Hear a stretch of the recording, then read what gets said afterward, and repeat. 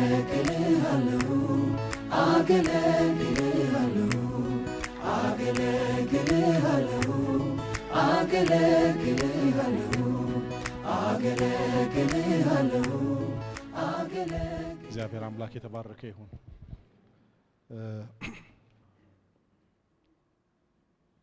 ዛሬ የምናየው የእግዚአብሔር መንግስትና የምድራዊ መንግስት ግንኙነት የሚል ነው። በተደጋጋሚ እየተናገርን ያለነው ወይም እግዚአብሔር በተለያዩ ሰዎች እያለን ያለው እግዚአብሔር የፍጥረት ዓለሙ በሙሉ መነሻ ነው፣ የሱ ነው። ምድርና ሞላዋ የእግዚአብሔር ናት። ስለዚህ ለኛ እንደ ሰው ቋንቋ መጠቀም ስላለብን የእግዚአብሔር መንግስት የዓለም መንግስት እንላለን እንጂ የዓለሙ መንግስት ቢሆን የሱ ነው።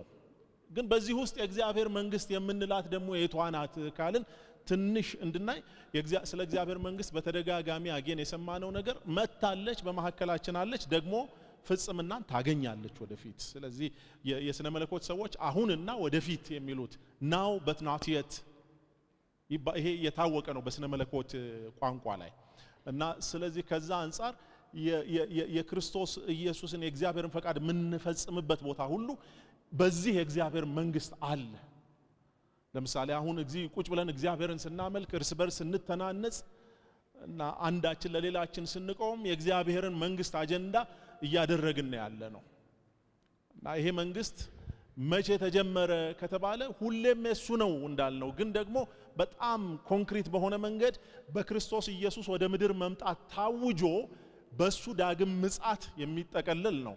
ስለዚህ ይሄንን እንድናስብ ያስፈልጋል።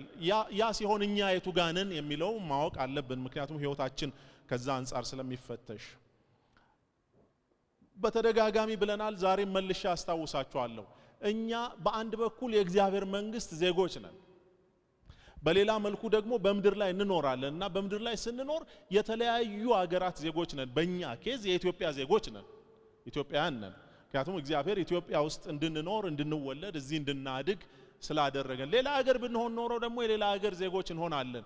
ግን ከክርስቶስ ቤተክርስቲያን አጀንዳ አንፃር አንድ የሚያደርገን ምንድነው ቢባል ኢትዮጵያውያን እንሁን ሱዳናዊ ወይ አሜሪካዊ ወይ ካናዳዊ ሁላችንም የዚህ የትልቁ መንግስት አባላት ነን እና እሱ በጣም ወሳኝ ነው። ይሄ የምታዩት ስዕል citizens and exiles ይላል። ዜጎችም ነን ደግሞ መጻተኞችም ነን። ይሄ በጣም ሊታወቅ የሚገባ ጉዳይ ነው። አንደኛ ዜጎች ነን፣ እዚህ ምድር ላይም ዜጎች ነን፣ ግን እዚህ ምድር ላይ ራሱ መጻተኞች ነን። እንዴት ነው እንደሱ ሊሆን የቻለው? መጽሐፍ ቅዱስ በተደጋጋሚ ይሄን ሰሞን ከተጠቀሱ ጥቅሶች አንዱ እኛ ሀገራችን የት ነው? በሰማይ ነው። ከዛም የሚመጣ ንጉስ እሱም ጌታ ክርስቶስን እንጠብቃለን።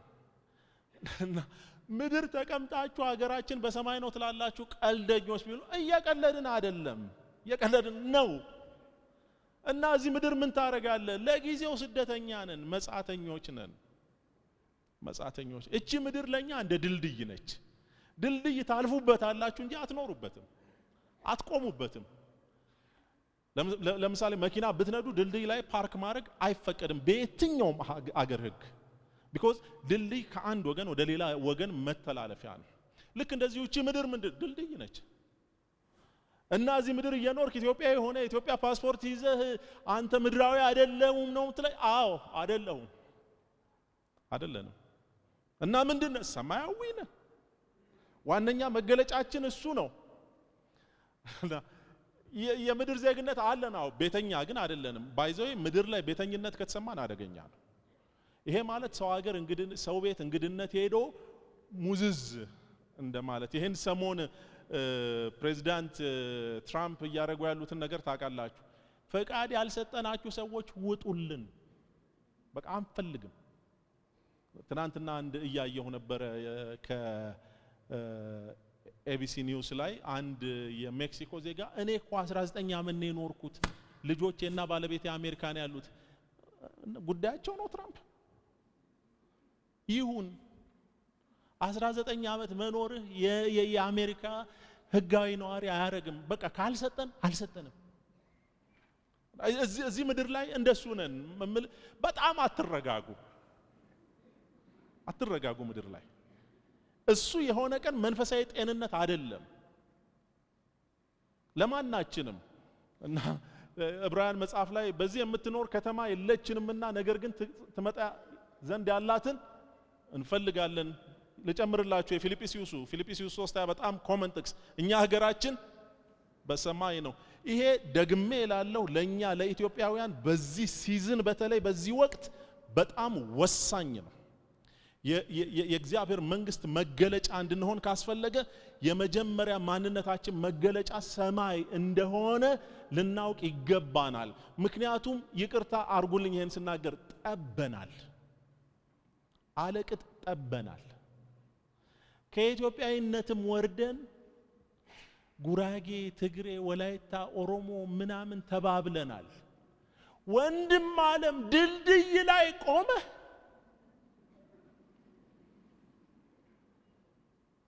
ይሄ እኮ ጤነኛ አይደለም። በተለይ እኛ መሃል ጤነኛ አይደለም፣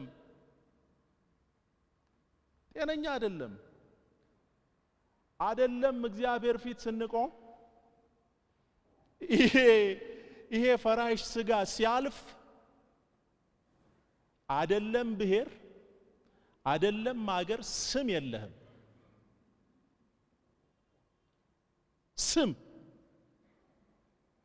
እዚህ በጣም ብዙ መጋቢዎች አላችሁና ምናልባት ከመጋቢዎች ስራ በጣም ከባዱ ነው ብዬ ሁሌ እኔ የማስበው መቅበር ነው። የቀብር ስነ ስርዓት አለ፣ ሁሌም ደስ አይልም እና ሁሌ አስከሬኑ ስለመጣ እንቁም። የቤተ ክርስቲያናችን አባል የነበረን ሰው አስከሬኑ ነው የምንለው። አስከሬኑ ከመባልህ በፊት አርፈህ ብትኖር አይሻልህም?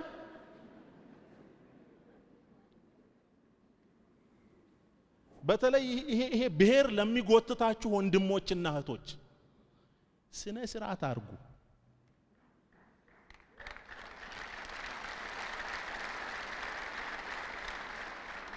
እኛ አገራችን በሰማይ ነው።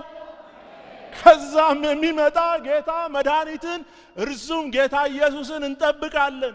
ኢየሱስ ሲመጣ የአገር መንገደኛ ሰብስቦ አይሄድም፣ ዜጎቹን ብቻ ነው ይዞ የሚሄደው። እና አንዳንዶቹ ዜጎች መስለን ቤተክርስቲያን ውስጥ ተቀምጠን እንዳንቀር ያሰጋል።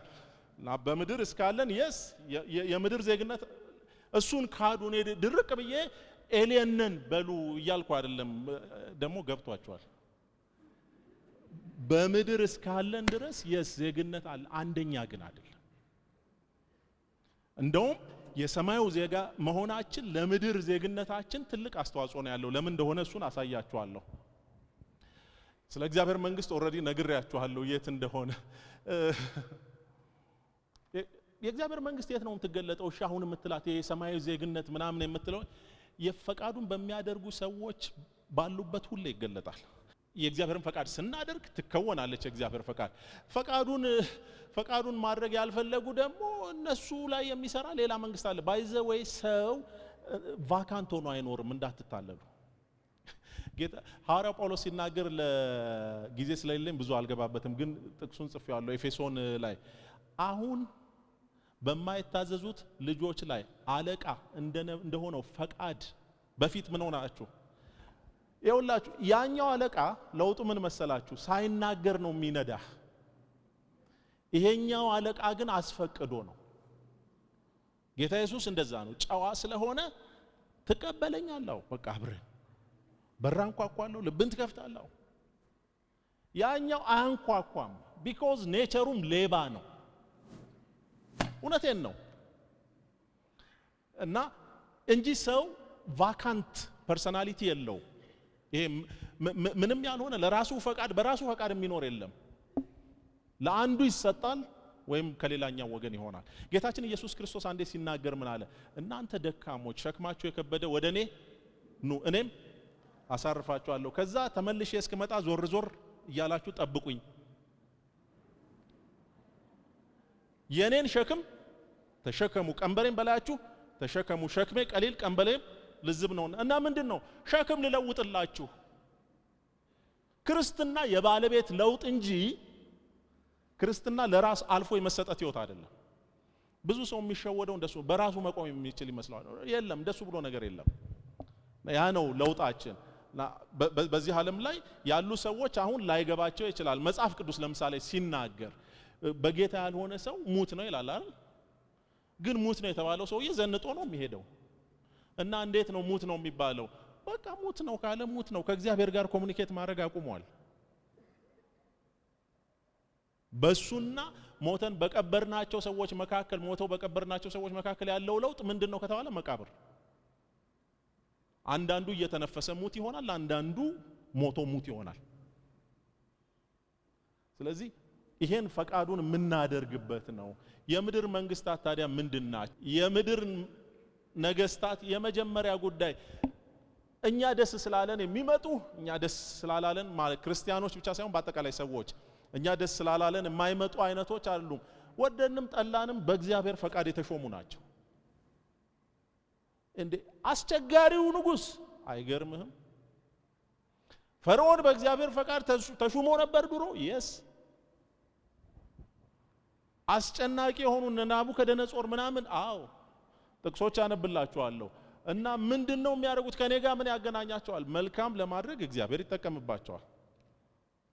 በእኛ ህይወት ውስጥ የእግዚአብሔር መልካምነት እንዲገለጥ እግዚአብሔር እነሱን ሰዎች ይጠቀማል። ልክ በነ እዝራ ዘመን እግዚአብሔር ቂሮስ እንደተጠቀመ። ቂሮስ እኮ በነፃ የሚያገለግልለትን ማን ፓወር ሲለቅ አንገቱን ተይዞ ነው፣ ግን እግዚአብሔር ተጠቀመበት። ደግሞ ያ ህዝብ እንዲወጣ ቂሮስ መፍቀድ ነበረበት። ያለ ቂሮስ ፈቃድ መውጣት አይችልም ነበር። ደግሞ ከሱ ባልተናነሰ ክፉ ለሚያደርጉ ደግሞ እግዚአብሔር የክፉ ሰዎችን የሚበቀልበት እነዚህን ሰዎች ተጠቅሞ ነው። ያለበለዚያ ሰው በሙሉ ይጨራረሳል። ህግ እንደሱ ነው። የህግ አዋቂዎች እዚህ ትኖራላችሁ ብዬ አስባለሁና የህግ ዋነኛ እንትኑ እኔ ህግ ተማሪ አይደለሁም፣ ግን የህግ ፍልስፍና ግን ተምሬ አስተማሪ ነበርኩ ዩኒቨርሲቲ ውስጥ። እና ዋነኛ ጉዳዩ ምንድነው ከተባለ ህግ ለምን ተሰራ ከተባለ እንዳንጫረስ የምንሄድበትን መንገድ ይሰጠናል። ተላላፊ ምን እንደሚጠብቀው ይነግረናል። ሰው ሲተላለፍ ማን ሃይ እንዲለው ይነግረናል። በቃ ህግ ባጭሩ እንደሱ ነው እንጂ እኮ ለምሳሌ መኪና በቀኝ በኩል መንዳት መለኮታዊ ትእዛዝ አይደለም። በግራም ይነዳበትም አለ። በግራም መንዳት መለኮታዊ አይደለም። ግን ተስማማን፣ በቀኝ እንንዳ፣ በዛ ይመጡትን በቀኝ ይምጡ፣ ከዛ ሳንጋጭም። ድንገት ብንጋጭስ ደግሞ ትራፊክ የሚባል ነገር አስቀመጠልን፣ ደግሞ ፍርድ ቤት የሚባል ነገር አስቀመጠልን። ህግ ነው እሱን ያደረገው። እና እግዚአብሔር እሱን ተጠቅሞ በእነዚህ ሰዎች በኩል ይሰራል። እና ምን እናርግ? እናክብር። መንግስትን አክብሩ ነው እንትን። አዎ እኔ አይደለሁም መጽሐፉ ነው የሚለው። አሁን አውቃለሁ አንዳንዶቻችሁ ይሄን በማለቴ ብልጽግና የላከኝ ሁሉ ይመስላችኋል። እኔ የብልጽግና አባልም አይደለሁም፣ የመሆን ፍላጎት ወደፊትም አላማውም የለኝም። እኔ አንድ የወንጌል ሰባኪ ነኝ ፒሪየድ። ሌላ አይደንቲቲ የለኝም። ግን እናክብር። ምን አማራጭ አለ? ምን አማራጭ አለ? አይመቹኝም እኮ። ካልተመቹ አክብር።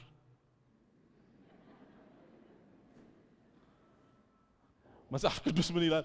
መክብብ ላይ የሰማይ ወፍ ቃሉን ይወስደዋልና ባለክንፎችም ነገሩን ይናገራሉና በልብህ ሐሳብ እንኳን ቢሆን ንጉስን አትስደብ። እሺ ገለታኔ ጻፈው ይሄን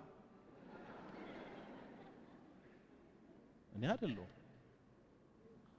እና ከነሱ ጋር ያለን ሪሌሽንሺፕ ግን ምን መምሰል እንዳለበት መጽሐፍ ቅዱስ ይነግራል። ይሄ ማለት በትክክለኛው መንገድ አትሞግት ምናምን አይደለም። አታምጽ ግን አመጽ ቢያንስ ቤተክርስቲያን ውስጥ አይገኝ።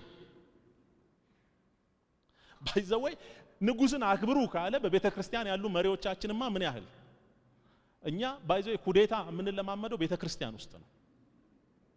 እንደ ኢትዮጵያ ቤተክርስቲያን አሳዛኝ የለም። እውነቴን ነው የምላችሁ።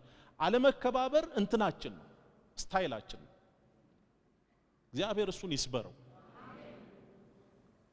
እና ግን በቃ ያለ ሪሌሽንሺፕ ግን ከስልጣን ከኦቶሪቲ ጋር ሊኖረን የሚገባ ሪሌሽንሺፕ ይሄ ነው።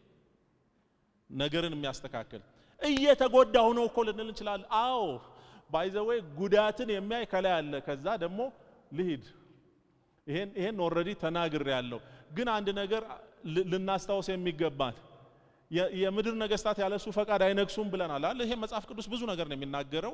ስለምታውቁት አገልጋዮች ስለሆናችሁ ጊዜያችሁን በዚህ አልገልም። ዳንኤል ምዕራፍ 2ን አንብቡ ሂዱና።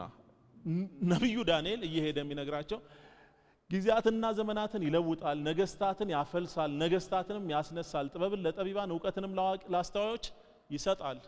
ንጉሱን እኮ ነው የሚለው። ምን እያለው ነው? ቴክኒካሊ እያለው ያለው አንተ እኮ አሪፍ ስለሆንክ አይደለም የመጣኸው።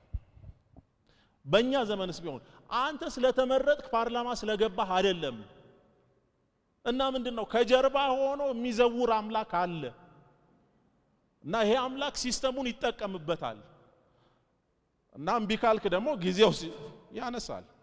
ባይ ዘ ዌይ ንጉስን ብቻ አይደለም የሚሰጠው የሚያደርገው እግዚአብሔር የኛ የሚመስሉን ነገሮች።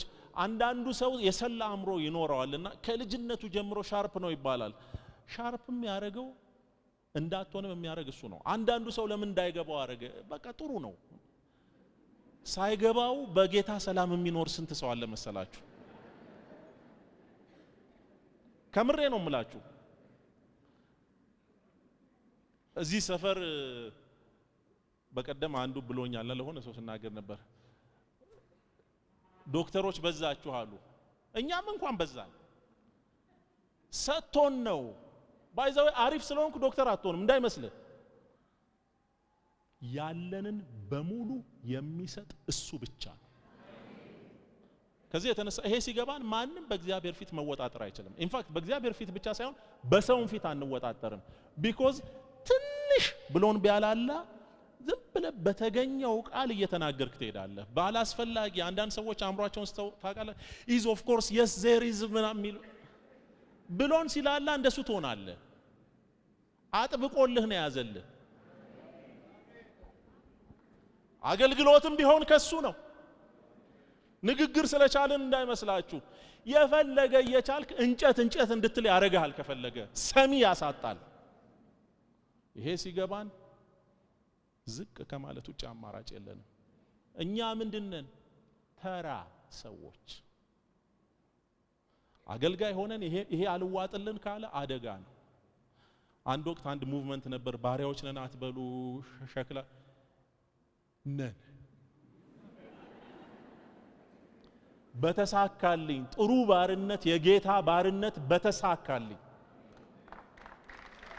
ነን። እና ይሄ ሁሉ መጋቢ ባሪያ ነው። እናስ ምን ልትሆን ፈለግ? እኔ እኮ እንትን ነኝ፣ እኔ እኮ ሐዋርያ ሁን።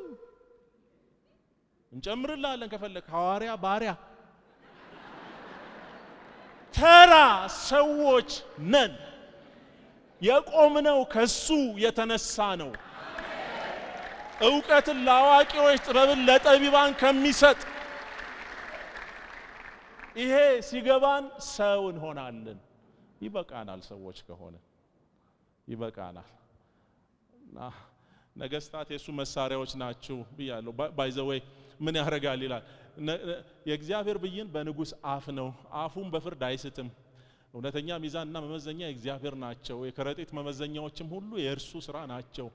ግፍን መስራት በንጉስ ዘንድ ጸያፍ ነገር ነው፣ ዙፋን በጽድቅ ይጸናል። ስልጣን አገኘው ብሎ እንደፈለገ ቢሆን የሚገዘግዛል። ፒሪድ። ይሄን በታሪካችን አይተናል፣ በዓለም ታሪክ አንብበናል፣ በአገራችን አይተናል። ሁሉም እግዚአብሔር ካላረገለት በቀር ማንም የለም። እና እነዚህን ብዙ ክርስቲያን ሆኖ የሚቸገራል። ለምን የምድርን ባለስልጣናት እናከብራለን ስላለ በቃ ምን ፕሩፍ ያስፈልጋል? አንድ ጊዜ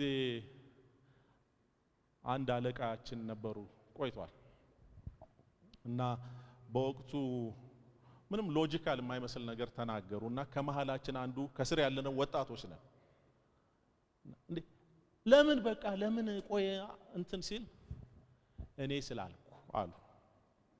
ትእዛዛዘውን ነው እና እኛ ላለመስራት ለምን እኔ ስላልኩ እናስ በቃ ሄደን ሰራና። ለምንድን ነው የምናከብረው? እሱ ስላለና። አልተመቸኝም እኮ እንዴ ስንት የማይመች ነገር አለ መሰላችሁ እኮ ክርስትና ላይ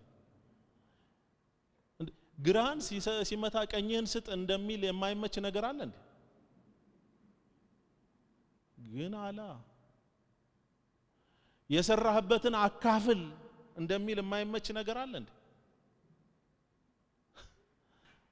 አለ ግን በሱ አፉ ንጉስን አክብር አለ እና አክብራ በቃ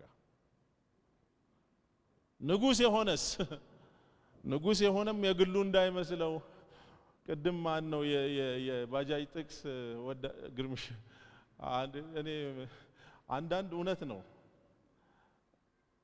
ያልተማረ ባለጠጋ ድሃን የፈጠረ ይመስለዋል የሚል አንብቤያለሁ እና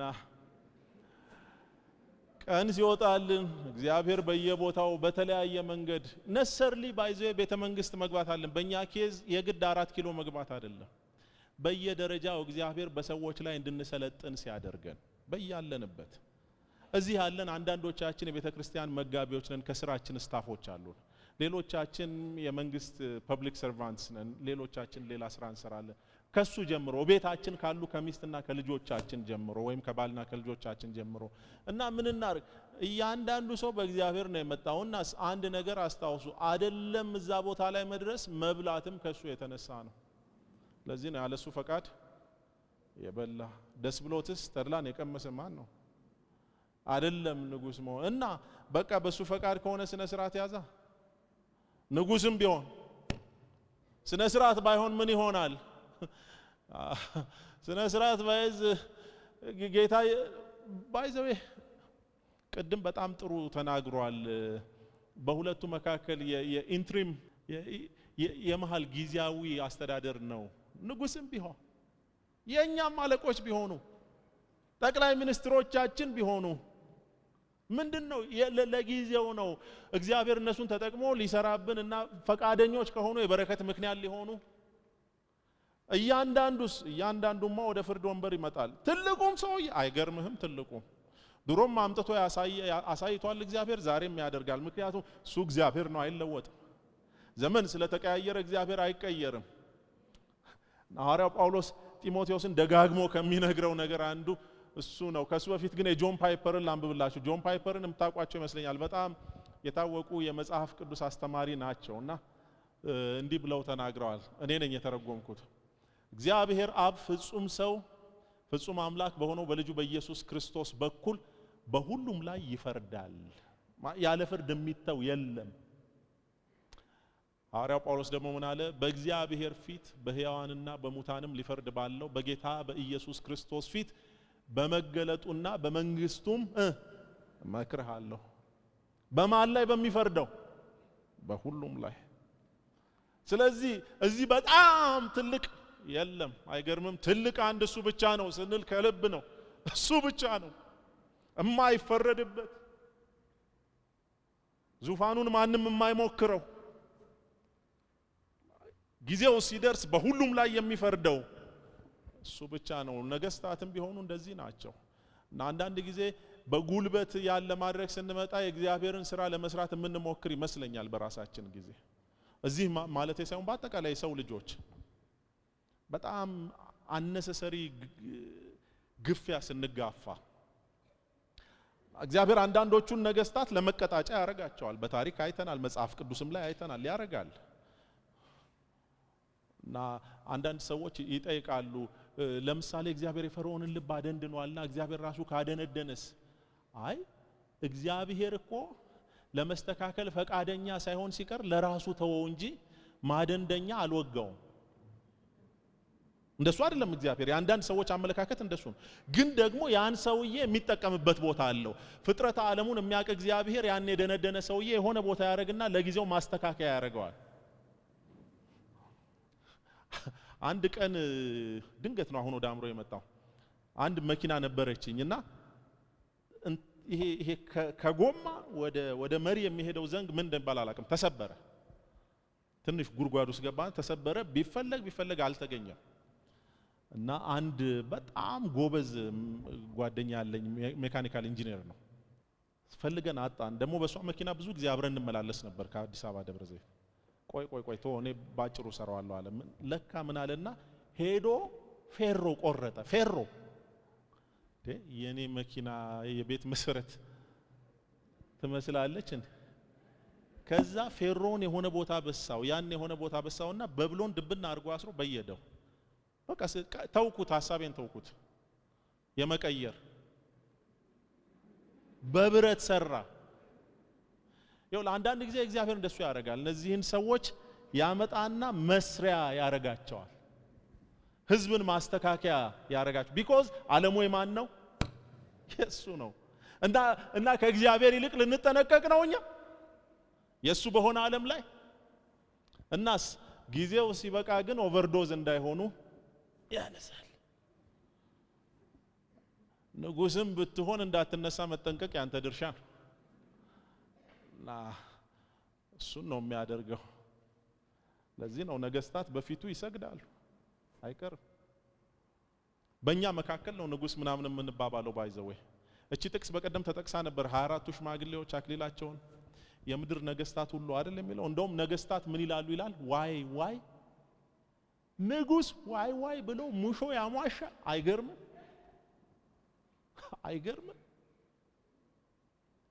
አንዳንዱ ሰው ጊዜ ስለሰጠው እንደፈለገ አድርጎ መሄድ የሚችል ይመስለዋል። ኖ ዌይ። ህዝብ የእግዚአብሔር ነው። ነገስታት ይሄን ሊያውቁ ይገባቸዋል።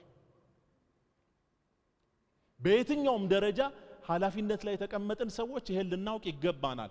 3 ሰው ይሁን የምትመራው፣ 30 ሚሊዮን ይሁን የምትመራው the same principle። አንዱም ሰው የእግዚአብሔር ነው፣ 1 ቢሊዮኑም የእግዚአብሔር ነው። እናስ አንድ ቀን ማይቀር ነው እውነተኛው ንጉስ ይገለጣል። ማይቀር ነው። በቀደም ነግሬያችኋለሁ። ዛሬም ብናገር የማይሰለቸኝ አንድ እውነት፣ ሌላ የሚገለጥ የለም። አይመጣም። የምድር ነገስታትም አይመጡም፣ አማልክት ነን ያሉትም አይመጡም። አንድ ጊዜ የት ሀገር ሄጄ ወደ ሩቅ ምስራቅ አይ ቲንክ ኢንዶኔዥያ ወይ ምናምን እዛ አካባቢ ሄጄ የቡዲስት ቴምፕል ገባው ለመጎብኘት እና በጣም ትልቅ የቡዳ ሐውልት አለና በጣም ትልቅ ስለሆነ አስተኝተውታል። እና ፎቶ ልነሳ አጠገብ ስል ተንደርድሮ ጠባቂው ያዘኝ። ምን ነው ስለው ሎርድ ቡዳ ተኝተው ፎቶ አይነሱም አለኝ። ጌታ ቡዳ ተኝተው ፎቶ አይነሱም። ያው ሰው ሀገር ስለሆነ ቻልኩት። ከተኙ እኮ ቆዩ። የኛ ጌታ ደግሞ ያው ስለሆነ ማስታወሻ ፎቶም አይፈልግም። ለምን? የምናስታውስበት የመንፈሱን መያዣ ሰጠን እና እሱ የተለየ ነው። እና የዚህ የጌትነቱ ማጠንጠኛ ምንድነው? ሰው ሁሉ ያዩት። መጽሐፍ ቅዱስ ደስ የሚል አይን ሁሉ ይላል፣ የወጉትም ሁሉ ያዩት። የምድር ነገስታት ቆመው ዋይ ያሉ። ምን ነው ቢባል ሳላውቅ ነው እያሉ። ምክንያቱም እሱ ሲገለጥ የቀረው ምንም ነው፣ የቀረው ተራ ነው፣ የቀረው ምስኪን ነው። ንጉስ እሱ ብቻ ነው። ለዚህ ነው የነገስታት ሁሉ ንጉስ፣ የጌታዎች ሁሉ ጌታ ተብሎ የተጻፈለት። ሁሌም እንደምናውጀው ኢየሱስ ክርስቶስ ጌታ ነው። ጌታ ባንለው ጉዳዩ አይደለም፣ ምክንያቱም ጌታ ነው። ሰው ነው ቅጥያ የሚፈልገው። ብርድ የሚለን እኛንን ስማችን ሲነሳ ታውቃላችሁ። እኔ በጣም ከሚያስቁኝ የቤተ ክርስቲያን አገልጋይ ሆኖ ፓስተር ሆኖ ተሳስተ በስሙ ስትጠራው የሚንቀጠቀጥ ሰው። እዚህ እንደሌላችሁ ተስፋ አረጋለሁ። ካላችሁ ጌታ እየተናገራችሁ እንዳለ ቁጠሩት። እውነቴን እኮ ነው። ፓስተር እንትና ካላልከው ካመመው አንድ ቀን ምንም ትሆናለህ። ልመደው ካሁን። ኢየሱስ ክርስቶስ የዓለም ነገስታት በሙሉ ተሰብስበው ንጉስ አይደለህም ቢሉት እነሱን ለማሳመን ቆሞ አይከራከርም። አይደለሁም አዎ ስመጣ እንገናኝ እና ይመጣል። የተባረከው ተስፋችን ኢየሱስ ይመጣል። ይመጣል። ያዩታል። አናስገባም ያሉት ያዩታል። የወጉት ያዩታል። የተፉበት ያዩታል። እምንወደውም እናየዋለን። እናስ እንዘምራለን በፊቱ። እናስ እናከብረዋለን። እናስ እንሰግዳለን። ይገባሃልና ታርደሃልና ለወገን ከቋንቋ ከነገድ ለይተህ ለአባት መንግስት አርገሃልና እና ይገባሃል። አክሊሌ ይገባሃል። ስም የለኝም ስም ያንተ ነው። ስልጣን የለኝም ስልጣን ያንተ ነው። ብቻህን ጌታ ነህ። ብቻህን ንጉስ ነህ። ይገባሃል ይባላል። የምንጠብቀው የክብር ተስፋችን ኢየሱስ ልንጽናና የሚገባን በዚህ ጌታ ማንነት እንጂ ተቀያሪ በሆነችው በዚህች ዓለም አጀንዳ አይደለም።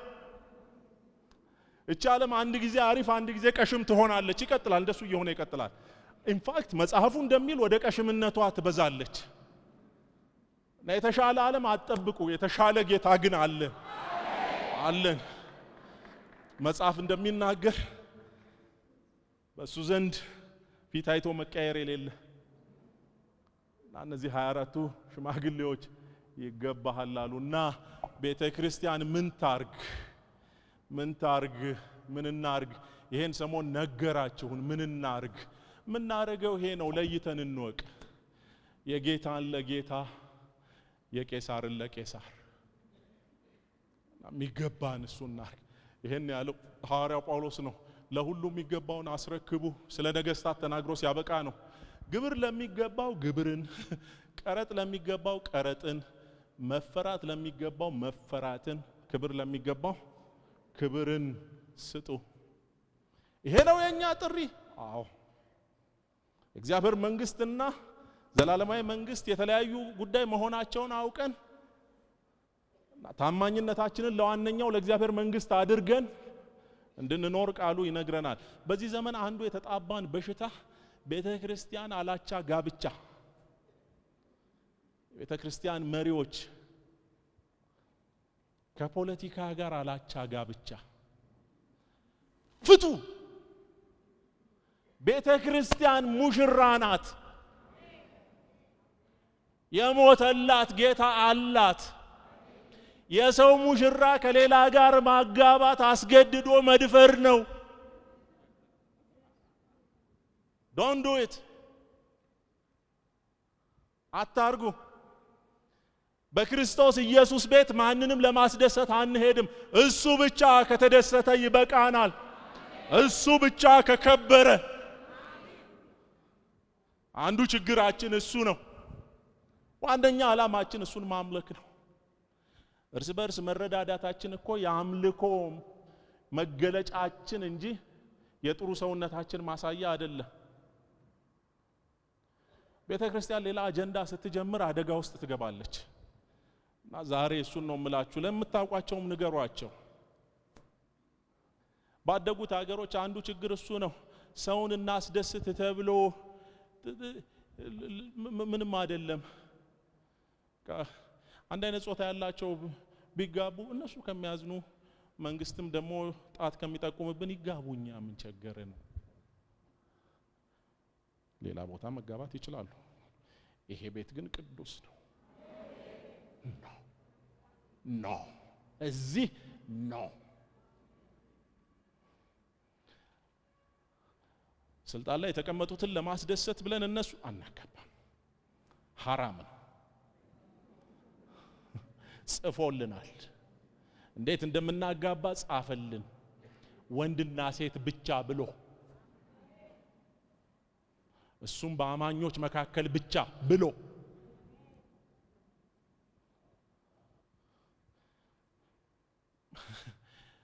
ብዙ እኛም ሀገር ብዙ የመሰከርን ያያየን ያለናቸው ነገሮች አሉ። እሱን ዛሬ አፋቱ። አፋቱ። አንዳንድ ቸርቾች የቤተ ክርስቲያን ስትራክቸራቸውን ፖለቲካል ስትራክቸር ተከትለው ፖለቲካል ባውንደሪ ተከትለው ያደርጋሉ።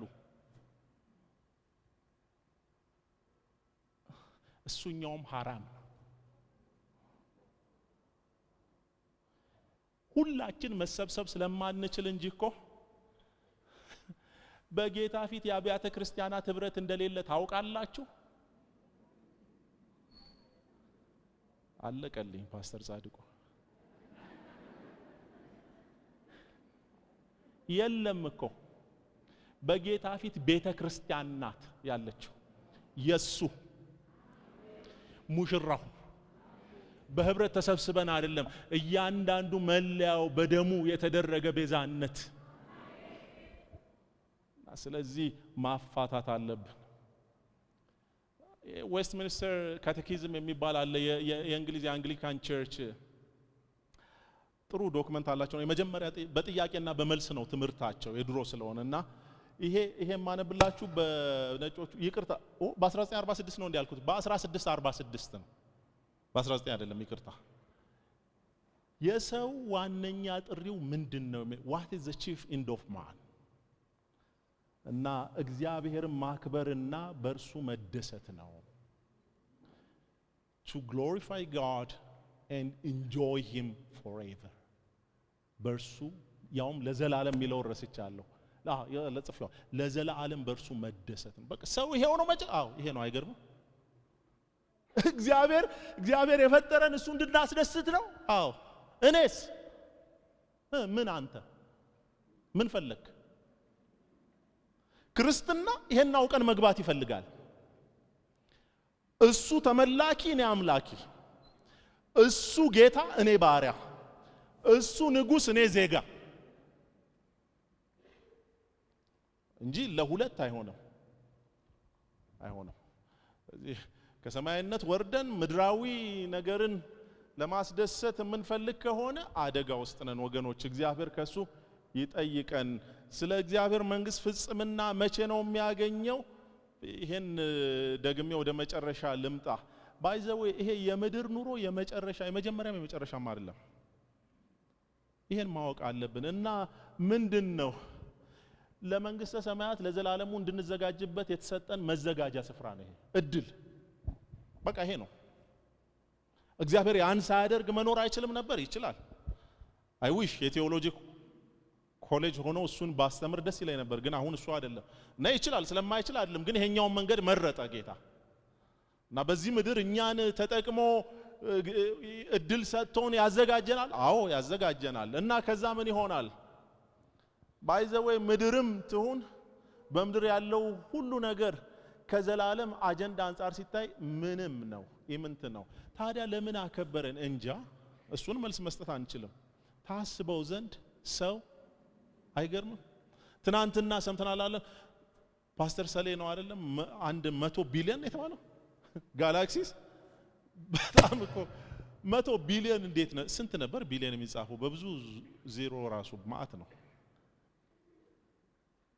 እና ከሱ ውስጥ አንዷ ምድር፣ ከምድር ላይ እኛ ለምን ወደደን? አይገርምም? ብቸኛው ማስረጃ እሱ ነው። አይገርምም? ወደደን። ስለወደደን እድል ሰጠን። እድል መስጠት ብቻ አለ። አይገርምም? ይሄንም ያህል ጌታ እንድናገለግል በር ከፈተልን። እኔ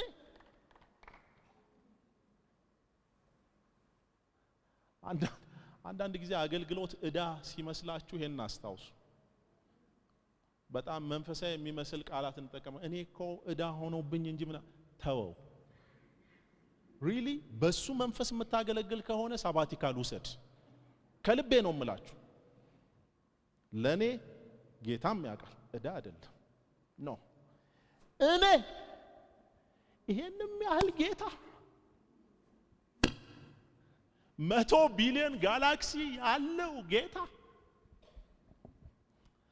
ተውት 100 ቢሊዮንን 8 ቢሊዮን ህዝብ ባለበት ተውት 8 ቢሊዮንን 2000 ምናምን ሰዎች በተሰባሰባችሁበት መርጦ እኔን አገልግል ሲል እኔን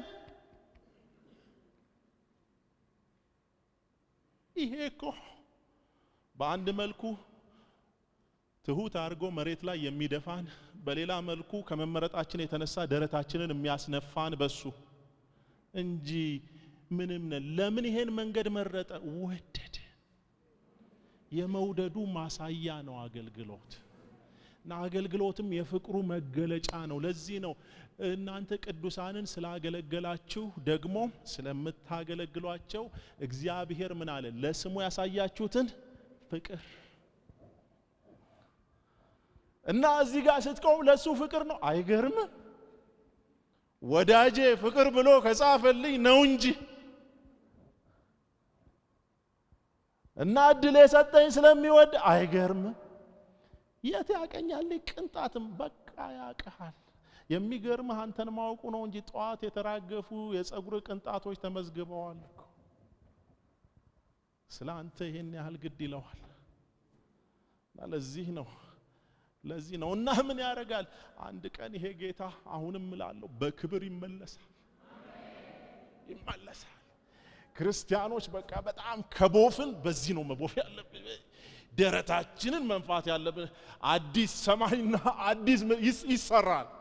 ህመም የሌለበት፣ ሞት የሌለበት፣ ኢመርጀንሲ የሌለበት፣ ቤት ኪራይ የሌለበት፣ መብራት ኃይል የሌለበት፣ በጉ ብርሃን ሆኖ የሚያበራበት ኢየሱስ የሚባል ጌታ የሚመለስበት አዲስ ሰማይ አዲሲቷ ኢየሩሳሌም ከሰማይ ከእግዚአብሔር ዘንድ ስትወርድ አየሁ። ይሁንላችሁ አሁንም ደስ ይበላችሁ። የኛ ጌታ ብቻ ነው አፉን ሞልቶ መጣለሁ ያለ። ይሁን ቡድሃ አይመጣም፣ ሽንቶ አይመጣም፣ እንትና አይመጣም። ኢየሱስ ብቻ ሕያው ንጉሥ፣ ኢየሱስ ብቻ ድጋሚ የሚመጣ የተባረከ ተስፋችን። ስለዚህ ዛሬ ስንጨነቅ ቀና አለ እያለን እንድንኖር ዛሬ ሲጨረ ይሄ መጨረሻ አይደለም፣ አየዋለሁ፣ ፊት ለፊት አየዋለሁ፣ ይመጣል የተባረከው ተስፋችን። እሱን ስናስብ የቀረው ሁሉ በፊቱ ምንም ይሆናል፣ ይችላል። ስለ ጌታ በጣም ከምወዳቸው ነገሮች ይሄና መስቀል ላይ ሆኖ ይቅር ያለው አንተ የኛ ጌታ ብቻ እኮ ነው ለራሱ መስቀል ላይ ሆኖ ገነት ቀጠሮ የሚሰጥ። የኛ ጌታ ብቻ እኮ ነው። አይገርምም? እናስ እመጣለሁ ብሏል። መጽናናት ካስፈለገሽ እህት ዓለም በዚህ ተጽናኚ። በአካል እስኪገለጥ መንፈሱን ልኮ እያበረታን በቃ እኮ እንደዚህ እኮ ምን ሆነው እኮ እየነካካን እኮ አለ እኮ። አሁን አላየነውም፣ ያንዴ ፍጽምናው ሲገለጥ ፊት ለፊት ስለምናየው እንጂ እኮ አለ እንደ እብድ እኮ ምን ሆነው ስላለ ነው። ችግር ስለሌለብን እኮ አይደለም። ከችግራችን በላይ ወዳጃችን ስላለ ነው። ጌታችን ስላለ ነው። አጽናኛችን ስላለ ነው። አለ እና ደግሞ እንዲህ አለ፣ አንድ ቀን ሁሉን አዲስ አረጋለሁ።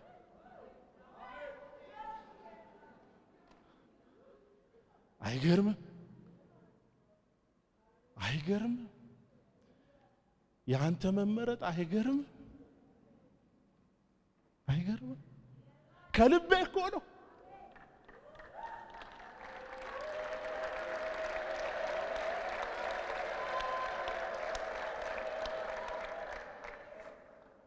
የሚገርም እኮ ወዳጅ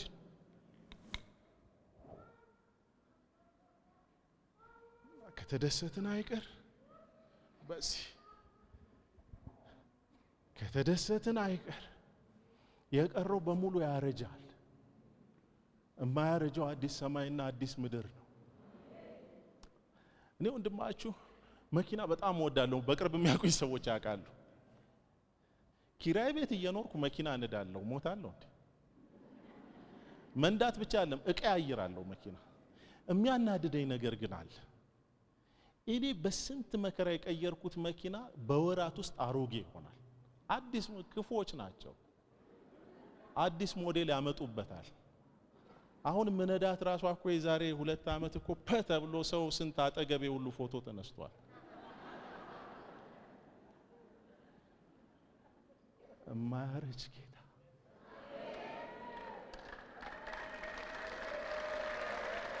ትኩሳቱ የማይበርድ ሁሌ አዲስ ጎንበስ ብለን ቀና ስንል አዲስ ውበት፣ አዲስ ረፍት፣ አዲስ ማንነት ያለው ጌታ ከተጽናና አይቀር ወንድም ዓለም በዚህ ተጽናና። የቀረው ሁሉ ከንቱ ነው። ቤት ብትሰራ ትልቅ ቤት ይመጣል። መኪና ብትገዛ ሌላ መኪና፣ የሆነ ሀገር ብትሄድ ሌላ ሀገር፣ የሆነ ትምህርት ብትማር ሌላ ትምህርት፣ ሌላ የሌለው ሁሌ አዲስ፣ ሁሌ ንጉስ። ከኮራን አይቀር የዚህ መንግስት ፓስፖርት ያለን ዜጎች በመሆናችን ንኩራ። እናከብርሃለን፣ እናከብርሃለን። የተባረከውን ስምህን መልሰን እንባርካለን። እንዳንተ ያለ የለም። ብቻህን ንጉስ ነህ፣ ብቻህን ጌታ ነህ፣ ብቻህን አለቃ ነህ፣ ብቻህን አዳኝ ነህ። መሳይ የለህም፣ ተወዳዳሪ የለህም። ብቻህን አንድ ነህ፣ አንድ አንተ ብቻ። ወዳጃችን ስምህ ይባረክ፣ ክበርልን። ይሄ ትኩሳት ገትሮ የያዘን ይሄ መወደዳችን ፍሬሽ ይሁን በውስጣችን። እንደገና ደስ ይበለን፣ እንደገና በአንተ መኩራት እንጀምር። ይህች ዓለም ብቻዋን ከንቱ ነች፣ ይህች ዓለም ምናምንቴ ነች። አንተ ግን የዘላለም ነህ፣ አንተ ግን የሁሌ ነህ። አንተ ሁሌ አዲስ ነህ፣ ሁሌ ንጉስ ነህ፣ ሁሌ አዳኝ ነህ።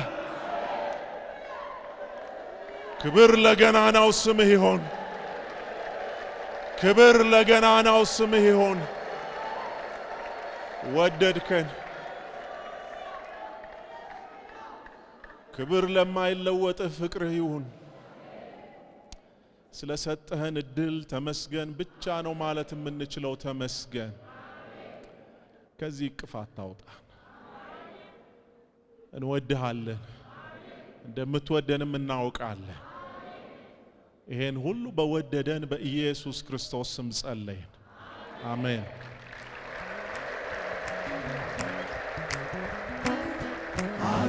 አገለግልሃለሁ፣ አገለግልሃለሁ፣ አገለግልሃለሁ